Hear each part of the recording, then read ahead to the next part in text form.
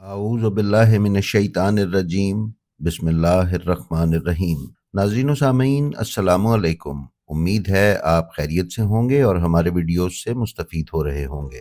ناظرین، آج جو نادر اور نایاب واقعہ لے کر ہم آپ کی خدمت میں حاضر ہوئے ہیں وہ یقیناً آپ کے علمی ذوق کی تسکین کا باعث ہوگا اور آپ کے علم میں اضافہ کرے گا۔ اس واقعے کی نسبت امام حسن مجتبیٰ علیہ السلام سے ہے۔ ہم اپنی اس تمہیدی گفتگو میں اس واقعے کا نقشہ کھینچنے کی بجائے آپ کو ویڈیو پر لیے چلتے ہیں تاکہ آپ فوری طور پر اس واقعے سے آگاہ ہونا شروع ہو جائیں۔ تو آئیے چلتے ہیں اپنی آج کی ویڈیو پر۔ ناظرین معظم، جب حضرت امیر المومنین علیہ السلام کو ظاہری خلافت ملی اور حاکم شام نے آپ کے خلاف بغاوت کی اور دونوں اطراف سے جنگ کے شعلے بلند ہونے کے آثار پیدا ہوئے، تو یہی خبر قیصر روم نے اپنے دربار میں سنی۔ اس نے اہل دربار سے پوچھا کہ آپ کی کیا رائے ہے، ان میں سے شام والا حق پر ہے یا کوفہ والا؟ پھر قیصر روم نے درباریوں کو کہا کہ تم جاؤ اور بازار میں عرب تاجروں کو تلاش کرو اور انہیں میرے دربار میں پیش کرو تاکہ میں ان سے یہ دریافت کر سکوں۔ حکومت کے نمائندوں نے کچھ دیر بعد قیصر روم کے سامنے دو افراد پیش کیے، جن میں سے ایک کا تعلق شام سے اور دوسرا کا کوفہ سے تھا۔ قیصر روم نے شام والے سے حاکم شام اور اس کی شکل و صورت اور اس کے کردار کے متعلق سوال کیے، پھر کوفہ کے تاجر سے حضرت علی کے اوصاف و شمائل دریافت کیے۔ اس نے تفصیل سے جوابات دیے۔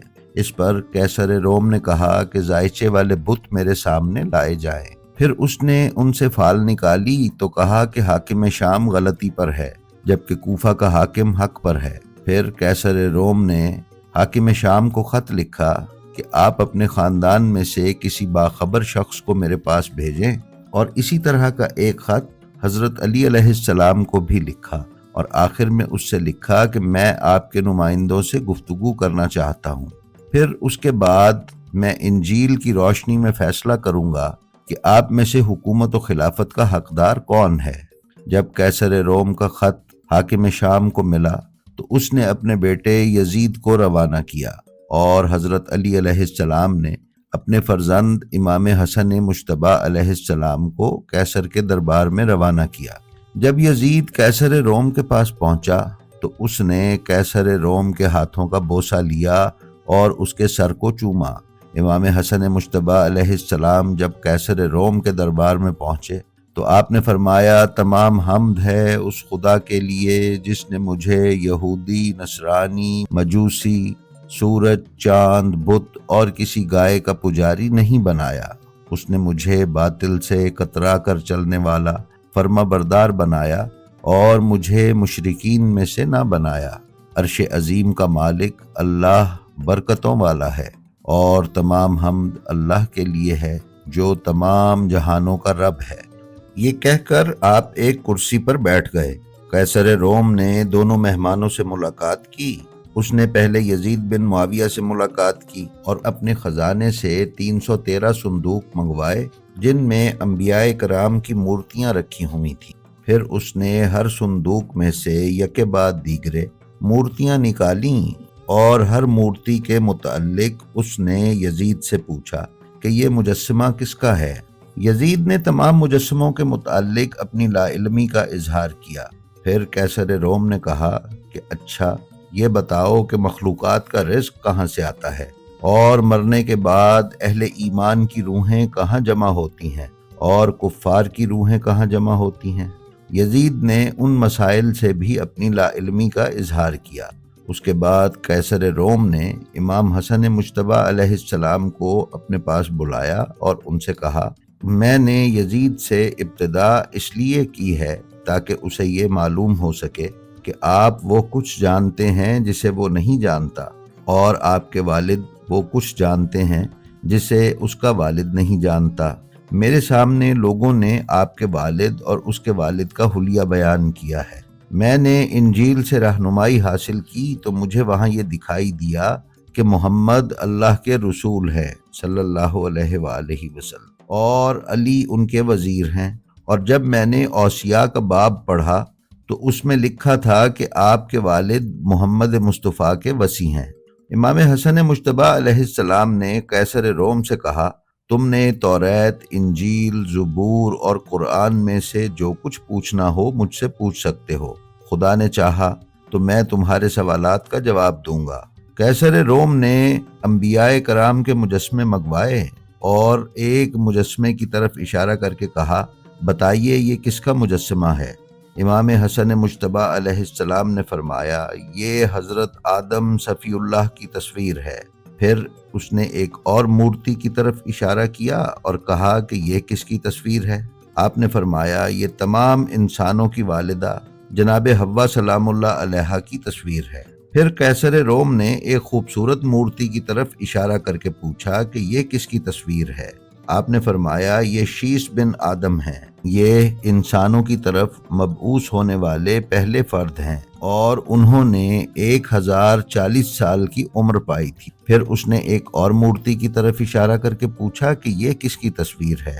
آپ نے فرمایا، یہ صاحب سفینہ حضرت نوح علیہ السلام کی تصویر ہے اور انہوں نے 900 برس تک اپنی قوم کو تبلیغ کی تھی۔ پھر اس نے ایک اور مورتی کی طرف اشارہ کیا اور پوچھا کہ یہ کس کی تصویر ہے؟ آپ نے فرمایا، یہ حضرت ابراہیم علیہ السلام کی تصویر ہے، جن کی پیشانی اور سینے کو اللہ نے کھلا بنایا تھا۔ پھر اس نے ایک اور مورتی کی طرف اشارہ کیا اور پوچھنے لگا کہ یہ کون ہے؟ آپ نے فرمایا، یہ حضرت یعقوب کی تصویر ہے، جن کا لقب اسرائیل تھا۔ پھر آپ نے بالترتیب حضرت اسماعیل، حضرت یوسف، حضرت موسیٰ، حضرت داؤد، حضرت شعیب، حضرت زکریا، حضرت یحییٰ اور حضرت عیسیٰ علیہ السلام کی تصاویر کا تعارف کروایا۔ بعد ازاں قیصر روم نے آپ کے سامنے انبیاء کے اوصیاء اور وزراء کی تصاویر بھی پیش کیں۔ آپ نے ان سب کی پہچان کی اور سب کے بارے میں بتا دیا۔ انبیاء و اوصیاء کے بعد اس کے کچھ بادشاہوں کی مورتیاں آپ کے سامنے پیش کر کے کہا کہ آپ انہیں پہچانیں۔ امام حسن مجتبیٰ علیہ السلام نے فرمایا، ان کا ذکر توریت، زبور، انجیل اور قرآن میں موجود نہیں ہے، اس لیے یہ بادشاہوں کی تصویریں ہی ہو سکتی ہیں۔ آپ کے جوابات سننے کے بعد قیصر روم نے کہا، اہل بیت محمد، میں آپ کے متعلق یہ گواہی دیتا ہوں کہ خدا نے آپ کو اولین و آخرین کا علم عطا کیا ہے اور اس نے آپ کو تمام جملہ آسمانی کتابوں اور صحائف انبیاء کا علم عنایت فرمایا ہے۔ اس کے بعد قیصر روم نے ایک انتہائی چمکدار مجسمہ آپ کے سامنے پیش کیا اور کہا کہ یہ کس کی تصویر ہے؟ امام حسن مجتبیٰ علیہ السلام اس مجسمے کو دیکھ کر رونے لگے اور فرمایا کہ یہ میرے جد نامدار خاتم الانبیاء حضرت محمد مصطفیٰ صلی اللہ علیہ وآلہ وسلم کی تصویر ہے۔ قیصر روم نے کہا، ہم نے انجیل میں پڑھا ہے کہ آخری نبی اپنے نواسوں کو کچھ جائیداد ہبہ کرے گا، تو کیا آپ کے نانا نے آپ کو کچھ ہبہ بھی کیا تھا؟ امام حسن مجتبیٰ علیہ السلام نے فرمایا، جی ہاں، ہمارے نانا نے ہمارے لیے ایک جائیداد ہبہ کی تھی۔ قیصر روم نے کہا، کیا وہ جائیداد اب بھی آپ کے دست تصرف میں ہے؟ امام حسن مجتبیٰ نے فرمایا کہ نہیں، لوگوں نے ہمیں اس جائیداد سے محروم کر دیا ہے۔ قیصر روم نے کہا کہ یہ امت نے آپ پر پہلی زیادتی کی، پھر انہوں نے آپ سے مسند خلافت لے کر آپ پر سخت ظلم کیا، اور حقیقت یہ ہے کہ آپ لوگ ہی حق کو قائم کرنے والے اور امر بالمعروف اور نہی عن المنکر کرنے والے ہیں۔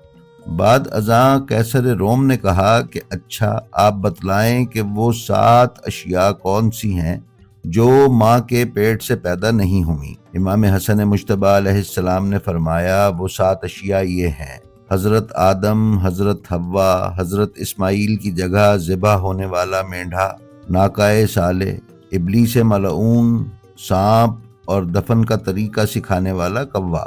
قیصر روم نے کہا، مخلوقات کا رزق کہاں سے آتا ہے؟ آپ نے فرمایا، مخلوقات کا رزق 4تھے آسمان پر ہے، جہاں سے بقدر ضرورت زمین پر لایا جاتا ہے۔ قیصر روم نے کہا کہ مرنے کے بعد مومنین کی روحیں کہاں جمع ہوتی ہیں؟ آپ نے فرمایا، مومنین کی ارواح ہر شب جمعہ بیت المقدس کی ایک چٹان کے پاس جمع ہوتی ہیں، اور یہ وہ مقام ہے جہاں سے اللہ نے زمین بچھانے کی ابتدا کی، اور اسی مقام سے لپیٹنا شروع کرے گا۔ قیصر روم نے کہا کہ کفار کی ارواح کہاں جمع ہوتی ہیں؟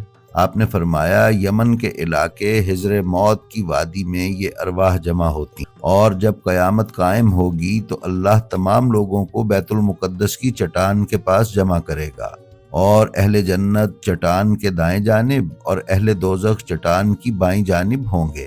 پھر متقین کے لیے جنت کو قریب کر دیا جائے گا، اور ساتویں زمین کے نیچے دوزخ کو گرم کیا جائے گا۔ پھر اہل جنت جنت میں اور اہل دوزخ دوزخ میں چلے جائیں گے۔ جب امام حسن مجتبی علیہ السلام قیصر روم کے سوالوں کے جواب دے چکے تو قیصر روم نے یزید سے کہا تجھے معلوم ہونا چاہیے کہ اس علم کو صرف نبی مرسل یا اس کا مددگار وصی ہی جان سکتا ہے، اور جو بھی ان کے مقابلے پر آئے گا وہ گمراہ اور منحرف ہے۔ یزید ملعون خاموش ہو کر یہ سب سنتا رہا اور اس سے کوئی جواب نہ بن سکا۔ اس کے بعد قیصر روم نے دونوں نمائندوں کو الوداع کہا اور دونوں اپنے اپنے گھروں کو روانہ ہوئے۔ قیصر روم نے معاویہ کو ایک خط لکھا جس میں اس نے لکھا کہ تم اپنے آپ کو حق کے مقابلے پر نہ لاؤ ورنہ اخروی عذاب تمہارا مقدر بن جائے گا، اور اس نے حضرت علی علیہ السلام کے نام بھی ایک خط روانہ کیا جس میں اس نے لکھا کہ میں گواہی دیتا ہوں کہ آپ حق و صداقت کے علمبردار ہیں اور آپ ہی علوم انبیاء کے وارث ہیں۔ جو کوئی بھی آپ سے جنگ کرے آپ اس سے جنگ کریں، کیونکہ آپ کا مخالف باطل کا شیدائی ہے۔ ناظرین معظم، یہ واقعہ کتاب مدینۃ المعاجز جو آیت اللہ ہاشم البحرانی کی تصنیف ہے اس کے اردو ترجمے کی جلد دوئم کے صفحہ 82 پر ملاحظہ کیا جا سکتا ہے۔ ہمیں امید ہے کہ آپ کو ہماری آج کی یہ ویڈیو پسند آئی ہوگی۔ اگر آپ ہمارے چینل بلینڈ آف ہسٹری پر نئے ہیں تو ہم آپ سے گزارش کرتے ہیں کہ برائے مہربانی اسے سبسکرائب کر لیں اور اس کے بیل آئیکن پر کلک کر کے آل نوٹیفیکیشنز کی سیٹنگ کا انتخاب کر لیں تاکہ آپ ہمارے کسی ویڈیو سے محروم نہ رہ سکیں۔